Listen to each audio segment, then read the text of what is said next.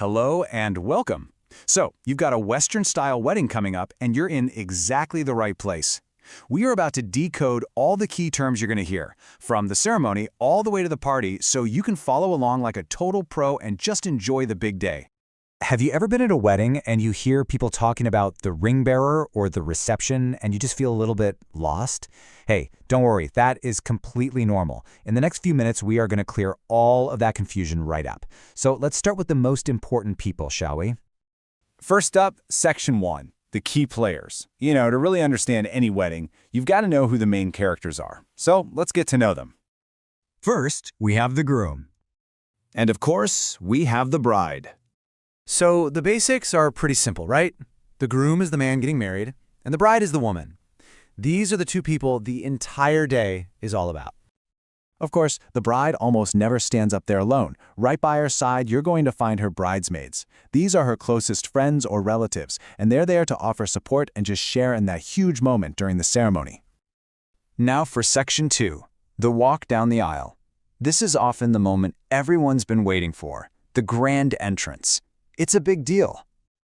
So this grand entrance happens down the aisle. An aisle is really just the walkway between the seats, but it's got a super tricky pronunciation.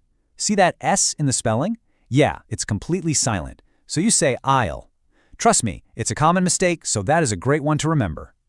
And who walks down that aisle? Well, before the bride makes her entrance, you'll often see two very important little people. First, the flower girl, who's a young girl, usually scattering pretty flower petals. And then there's the ring bearer, a young boy who has the super important job of carrying the wedding rings. Okay, moving on to Section 3, what you might hear. As you're sitting there watching everything, you'll probably overhear some common phrases from the other guests. Let's break down one of the most popular ones. I guarantee you will almost certainly hear someone whisper this with a big smile on their face. It's about time. But what does that really mean? It's really just a friendly, warm way of saying, finally, or at last. It kind of implies that we've all been waiting a long time for this happy moment, and we are just so glad it's finally here. And hey, this phrase isn't just for weddings. You can use it pretty much anywhere. Like, if you've been waiting for dinner and you're starving, you could say, it's about time. Or if a friend has been job hunting for ages and finally gets one, you could say it then too. It's a super useful everyday expression. All right, on to our fourth section, and this one is a biggie. How to say marry correctly. I really want you to pay close attention here, because we're about to fix one of the most common grammar mistakes people make when they talk about weddings. Just take a look at this comparison. It's really common for English learners to say things like, let's marry, or we married 4 years ago.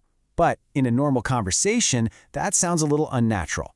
The secret is adding the verb get. So the way you really want to say it is, let's get married, or we got married 4 years ago. So the main takeaway here, the thing to really lock in, is the full phrase, to get married. If you can just burn that into your brain, you will always sound natural. For example, when I get married, or they are getting married. See how much better that flows? So the vows have been said, the ceremony is over. Now what? Well, now the real celebration begins. It's time for the party. At the party, a fantastic word to use to compliment the bride is gorgeous. It just means very beautiful. And it's a really flexible word. You could also say the wedding venue is gorgeous. For the groom, you might use a word like handsome or say he looks dapper, which just means he looks really stylish and sharp.